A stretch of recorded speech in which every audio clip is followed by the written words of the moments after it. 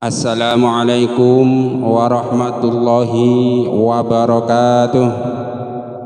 A'udzu billahi minasyaitonir rajim. Bismillahirrahmanirrahim. Alhamdulillahi rabbil alamin. Allahumma salli wa sallim ala sayyidina Muhammad wa ala ali sayyidina Muhammad. Amma ba'du. Hadirin sekalian, mari kembali kita sama-sama belajar membaca kitab Tafsir Munir karangan Imam Nawawi dan juga Tafsir Jalalain karangan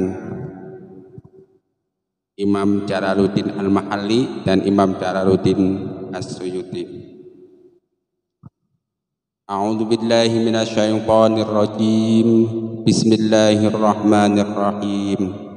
Alif lam mim.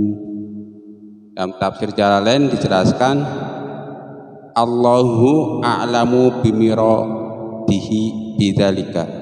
Allahu utawi Gusti Allah iku a'lamu lewih pirsa sapa Gusti Allah bimuradihi kelawan murade tujuane lafal alif lam mim atau maknane lafal alif lam mim bidzalika kelawan mengkono-mengkono alif lam mim. Nah, begini. Dalam tafsir Jalalain ini dari sekian pendapat para ulama ahli tafsir mencoba menafsirkan alif lam mim, Tafsir Jalalain memilih kaul yang paling arjah, yang paling kuat, yang paling diunggulkan, yaitu mengatakan bahwa alif lam mim hanya Allah saja yang maha tahu artinya. Perdebatannya gimana? Ya, ketika menafsirkan lafal atau ayat alif lam mim, para ulama itu berbeda pendapat. Ada yang mengatakan bahwa alif lam mim ini merupakan sebagian dari ayat-ayat mutasyabihat, sehingga kita hanya diperintahkan untuk membacanya saja. Baca seperti yang diajarkan oleh Rasulullah SAW, jangan banyak tanya lagi.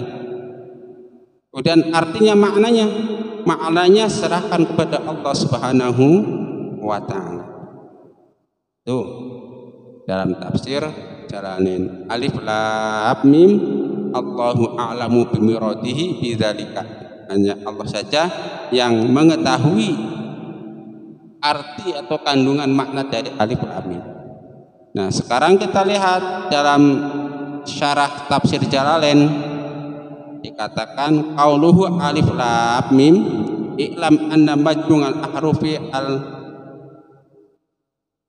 munazzali fi awahili suwari arba'ata asyara harfan. Nah, dikatakan bahwa huruf-huruf yang dijadikan permulaan surat semisal alif lam mim ini jumlahnya ada 14 dan seterusnya.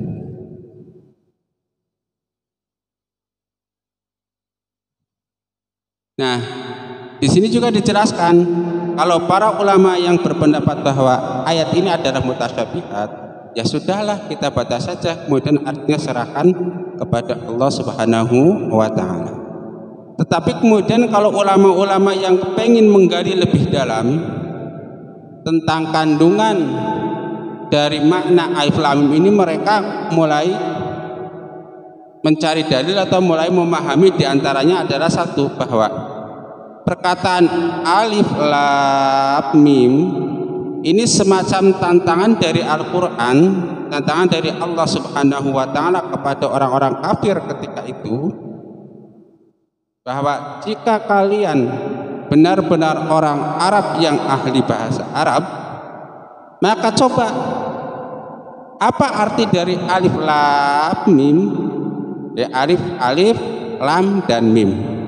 Ini ada merupakan tantangan. Kalau tantangan, ada yang menantang siapa? Allah Subhanahu wa Ta'ala. Yang ditantang siapa? Orang-orang kafir. Alat untuk menantangnya apa? Al-Quran. Sehingga jika kamu tidak bisa menebak apa makna dari Al-Quran, maka kamu wajib iman kepada Al-Quran turunnya dari Allah Subhanahu wa Ta'ala. Ini mohon maaf nih, bukan bermaksud menafsir atau apa, hanya cerita saja bahwa pada ketika kita kecil itu atau saat ini ketika di rumah kita biasa menyaksikan anak-anak kita itu main tebak-tebakan lah. Misalkan NKRI tebakannya apa?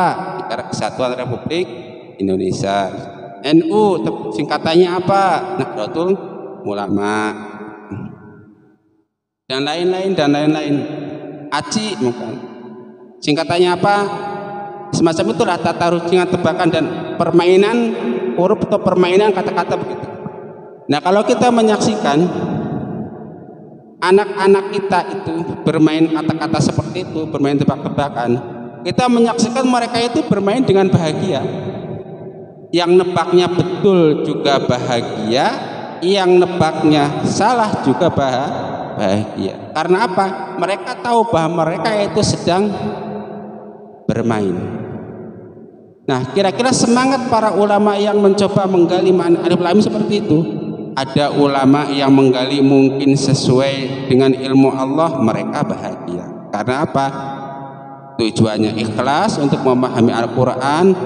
Perangkat yang mereka gunakan juga sesuai mumpuni karena mereka ahli ilmu. Kemudian yang kebetulan kurang pas dengan yang diharapkan oleh Allah Subhanahu wa Ta'ala juga mendapatkan kebahagiaan. Yaitu seperti anak yang bermain tadi itu. Nah, tapi ulama-ulama yang menganggap itu mutasyabihat memilih untuk tidak bermain tebak-tebakan seperti itu. Wallahu a'lam. Jadi yang pertama, bagi orang yang mau menggali ini seperti tantangan pada orang-orang Arab, coba kalau kamu ragu dengan Al-Quran, tebak apa arti alif lam mim.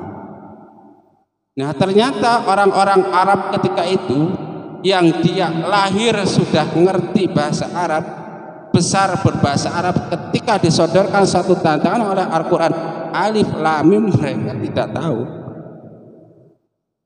Padahal di kalangan mereka waktu itu banyak sekali orang-orang ahli syair, ahli bahasa lah kalau sekarang, ahli sastra, ahli gaya bahasa dan lain-lain. Tetapi keahlian mereka itu tidak bisa mengungkapkan makna alif lam mim. Sehingga makna alif lam mim ini bisa menunjukkan bagi orang-orang yang begitu, menunjukkan wah, betapa Al-Quran ini benar-benar merupakan datangnya dari Allah Subhanahu wa Ta'ala. Buktinya apa? Buktinya kita yang ahli sastra, yang ahli bahasa, ahli syair, yang lahir sejak kecil berbahasa Arab, tidak bisa mengetahuinya meskipun Al-Quran di dalam bahasa Arab. Tantangan. Yang kedua, ada yang mencoba memaknai alif lam mim ini. Alifnya itu merupakan permulaan dari nama Allah, lamnya itu merupakan perwakilan dari Jibril, dan mimnya itu Muhammad. Sehingga mereka menjelaskan bahwa Al-Quran ini diturunkan oleh Allah Subhanahu wa Ta'ala kepada malaikat Jibril, lalu oleh malaikat Jibril diturunkan kepada Nabi Muhammad sallallahu alaihi wasallam. Allah Subhanahu wa Ta'ala, Jibril alaihi salam, dan Rasulullah Muhammad sallallahu alaihi wasallam. Yang kedua itu. Ada lagi yang mengatakan bahwa alif lam mim ini merupakan menunjukkan nama Allah, asma Allah. Alifnya merupakan permulaan dari asma Allah, yaitu Allah. Lamnya merupakan permulaan dari asma Allah, yaitu Latifun, dan mimnya merupakan permulaan dari asma Allah Majidun. Dan masih banyak lagi penjelasan tentang itu. Nah, nanti kita akan tahu salah satu alasan kenapa para ulama mencoba mengartikan atau memahami ayat Al-Quran alif lam mim ini, karena mereka salah satunya itu berdalil bahwa Al-Quran ini diturunkan sebagai hidayah hudan. Nah, kalau hidayah, bagaimana mungkin alif lam mim ini tidak mengandung makna yang bisa memberikan kita hidayah? Bagaimana mungkin alif lam mim ini tidak bisa kita pahami, dan lain-lain seperti itu kan.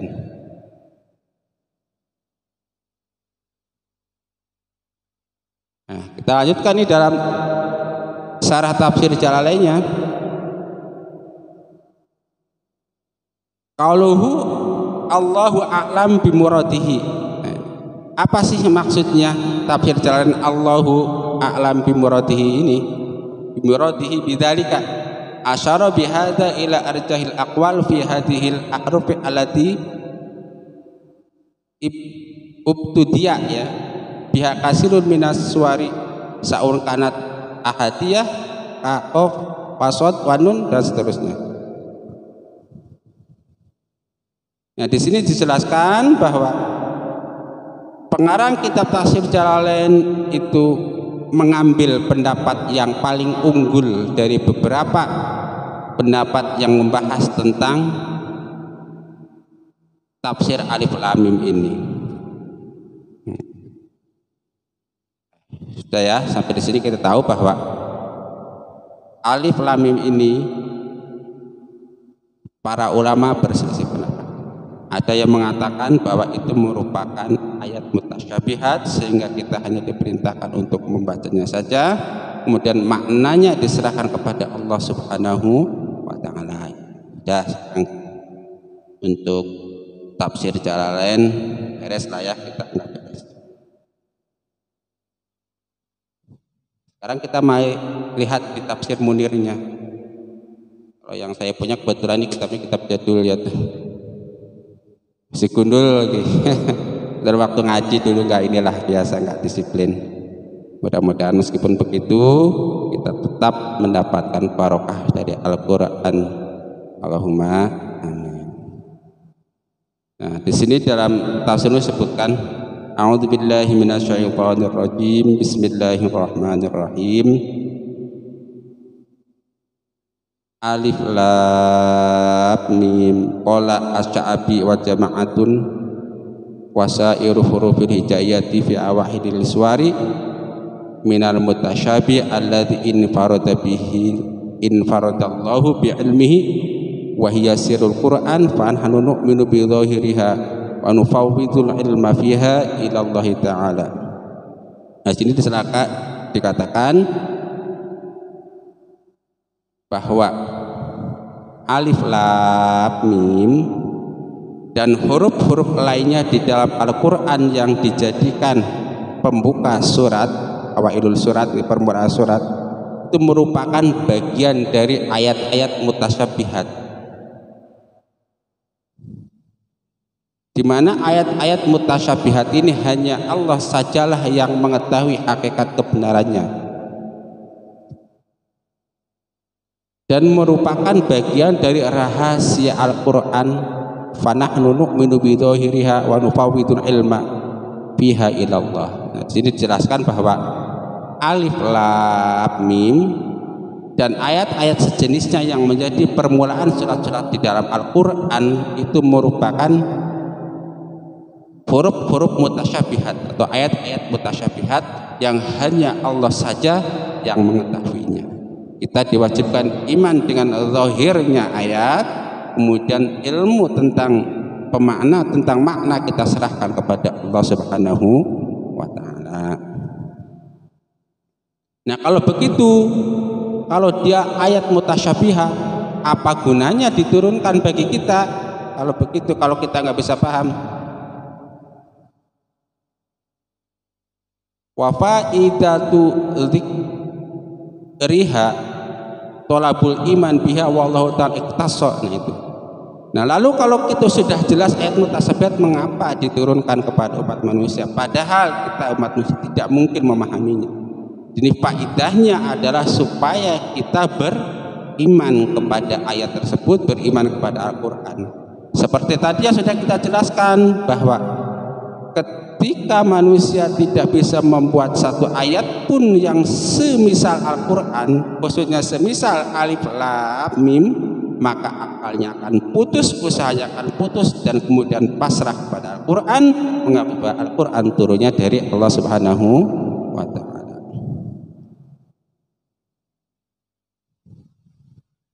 Nah, di sini disebutkan wallahu ta'ala ikhtasso bi ilmin la yaqdiru alaihi uqulul anbiya'i wal anbiya'u ikhtassu bi ilmin la taqdiru alaihi uqulul ulama'i wal ulama ikhtassu bi ilmin la taqdiru alaihi uqulul ulama.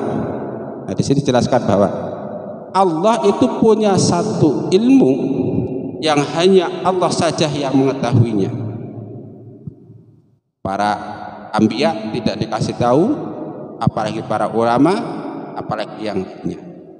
Termasuk ini alif lam mim, hanya Allah saja yang tahu makna hakikatnya. Para nabi pun tidak dikasih tahu, para ulama pun tidak dikasih tahu. Nah, selanjutnya para ulama pun begitu. Para ulama dikasih ilmu yang tidak bisa dipahami oleh orang-orang yang derajatnya di bawah para ulama, orang awam lah. Jadi singkatnya begini, ilmu itu ada, Allah Maha Tahu. Nah, pengetahuan sehingga hanya Allah saja yang tahu. Kemudian di bawah Allah ada para rasul dikasih tahu oleh Allah Subhanahu wa Ta'ala, dan pengetahuan rasul ada yang tidak bisa dipahami oleh para ulama, dan ilmu para ulama ada yang juga tidak bisa dipahami oleh orang awam. Jadi mereka punya ilmu-ilmu yang khusus untuk mereka. Nah, mari kita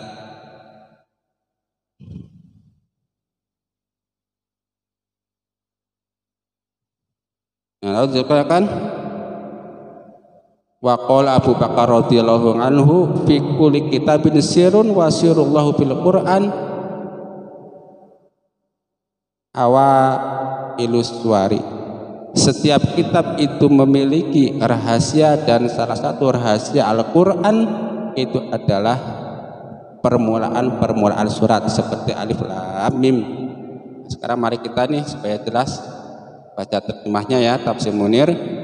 Nah, ketika membaca terjemah Tafsir Munir, maka minimal ada 4 hal yang harus kita perhatikan.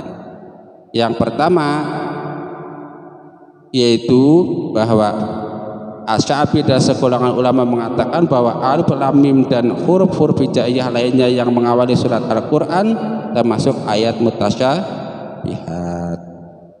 Yang pertama bahwa alif lam mim ini merupakan ayat mutasyabihat. Kalau ayat mutasyabihat, maka kita diperintahkan untuk iman kepada zahirnya ayat saja, dan maknanya biar Allah Subhanahu wa Ta'ala yang tahu. Kemudian lalu apa fungsinya bagi kita? Kita supaya iman bahwa alif lam mim merupakan ayat mutasyabihat, dan Al-Qur'an benar-benar diturunkan dari Allah Subhanahu wa Ta'ala. Itu yang kedua tadi faidahnya. Kemudian yang ketiga, kita itu memperhatikan bahwa Allah Subhanahu wa Ta'ala itu punya satu ilmu yang tidak bisa dipahami oleh akal para nabi dan para rasul, dan kemudian para nabi dan rasul juga punya ilmu khusus yang diberikan Allah kepada mereka yang tidak bisa dipahami oleh para ulama, dan begitu pula para ulama mempunyai satu ilmu khusus yang diberikan oleh Allah Subhanahu wa Ta'ala yang tidak mampu dicerna oleh akal orang awam. Kemudian yang keempat, sahabat Abu Bakar radhiyallahu anhu berkata bahwa tiap-tiap kitab itu memiliki rahasia, dan salah satu rahasia kitab Al-Qur'an adalah permulaan suratnya. Sudah ya tadi. Tafsir Jalalain sudah kita baca, kemudian syarah Tafsir Jalalain juga sudah kita baca sedikit. Kemudian Tafsir Munir juga sudah kita baca. Sekarang mari coba kita lihat tafsir lainnya, yaitu ada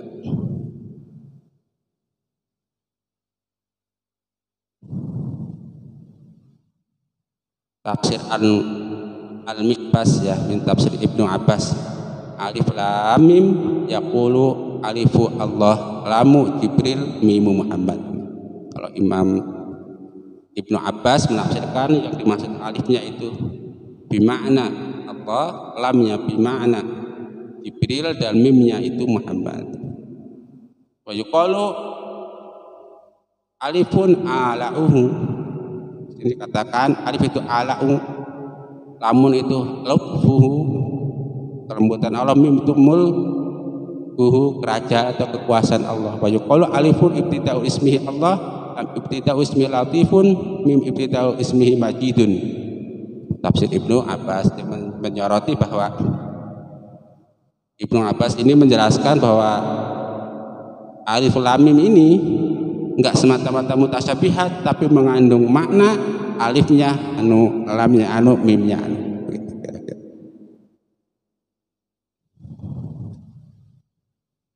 Nah, sekarang mari kita lihat tafsir Sirajul Munir.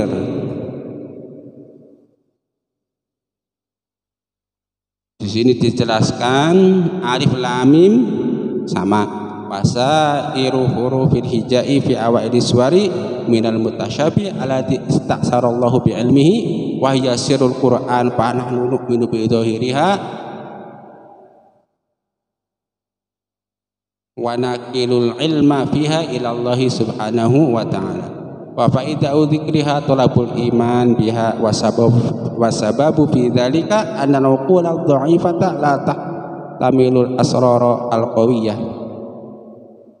Ini juga dalam Ta'bir Miqbas menjelaskan bahwa alif lam mim merupakan ayat mutasyabihat yang hanya Allah Subhanahu wa taala yang Maha tahu. Dan kita itu hanya iman saja, wajib iman kepada ayat tersebut tanpa mengotak-ngatik maknanya. Kenapa? Kan akal kita itu lemah, dan akal kita yang lemah tidak bisa menyingkap makna Al-Qur'an yang begitu luas.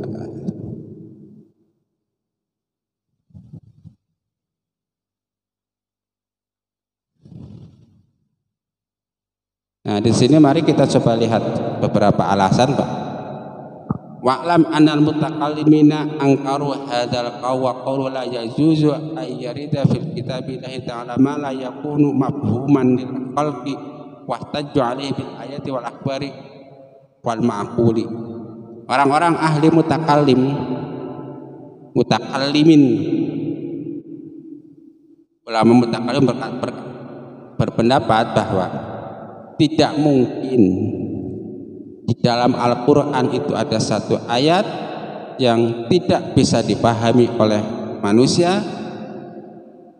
Mereka berdalil wastaju dengan ayat-ayat Al-Quran dan dengan akhbar hadis Nabi dengan akal. Jadi ada tiga dalil yang digunakan oleh ulama mutakallimin untuk menyatakan bahwa alif lam mim, misalnya ini alif lam mim ini bisa kita pahami. Dalilnya pun nggak tanggung-tanggung, ada ayat Al-Quran, hadis Nabi, dan juga dalil akli. Nah, tapi nanti pendapat ahli mutakallim ini juga dibantah lagi oleh para ulama yang berpegang teguh bahwa ini merupakan ayat mutasyabihat.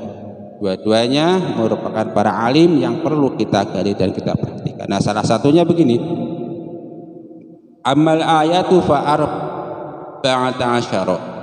Dalil ayat Al-Quran yang mereka gunakan untuk menyatakan bahwa alif lam mim bisa dipahami itu ada 14 ayat.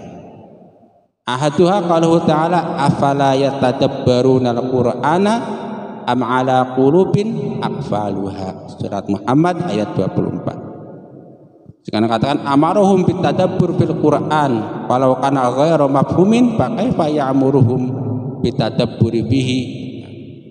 Allah Subhanahu wa taala memerintahkan kepada umat manusia supaya tadabbur Al-Qur'an.